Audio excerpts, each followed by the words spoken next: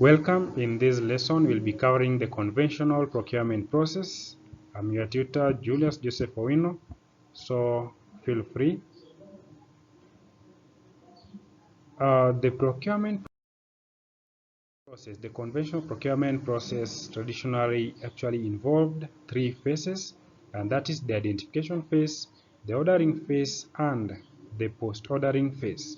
So in the identification phase, as you can see in this slide, it actually involved the identification phase involve notification of the need to purchase, and this can be done by either a requisition issued by store department, or a BOM. The BOM we're talking about here is the bill of material issued by the production department, or these can just be the requirements by the user department.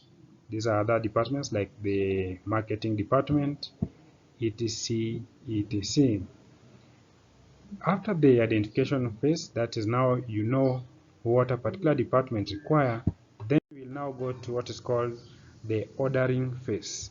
In the ordering phase, before sending an inquiry to the suppliers, then you'll have to ensure that you check whether this is a rebuy or it is a new buy request. So in case it is a rebuy, and maybe that purchase was made to a supplier who actually performed well in that maybe particular contract, then a repeat order can be issued. But if it is a new purchase request, then the traditional steps will be involved. The traditional steps here will mean that the first thing will be an inquiry being sent to the possible suppliers.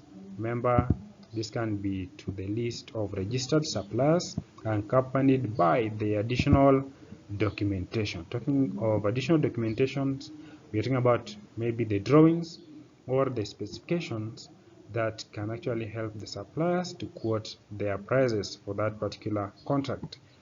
On receiving the inquiry, or the inquiry being sent to the suppliers, then the suppliers will respond by sending their quotations in response to the inquiry. So the quotations here include their possible prices for that particular category of purchase. Then, on receiving the quotation, remember we are in the ordering phase. On receiving the quotation, when the quantities of those substation and quality delivered are of actually vital or great importance, then further negotiation will be required. Further negotiation with the suppliers, including an evaluation of their capacity to undertake the order, will be highly required. After the negotiation and an agreement is reached, then an LPO will be issued to that particular supplier. Talking about the LPO, that is the local purchase order, will be placed with that particular vendor or the supplier, and this one should be amended. Remember, it should actually, the quotation should be amended thoroughly in line with the negotiation between the buyer and the supplier. On that, then another acknowledgement should be required from the vendor, which should be examined by the buyer to ensure that the order has been accepted on the terms and conditions agreed. Then from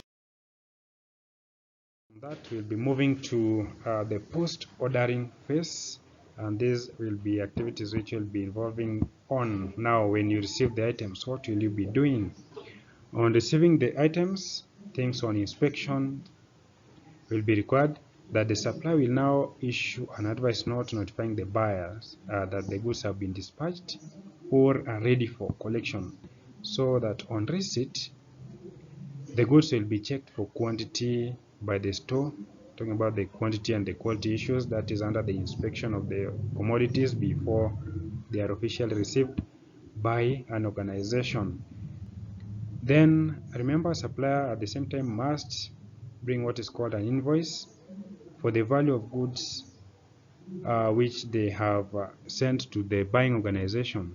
So the procurement department will pay special attention to the legitimacy of any variation from the quoted price, and if satisfactory, then the invoice will now be sent to the account department for payment.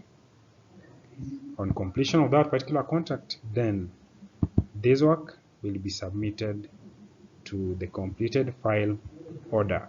We'll meet in our next lesson. Bye.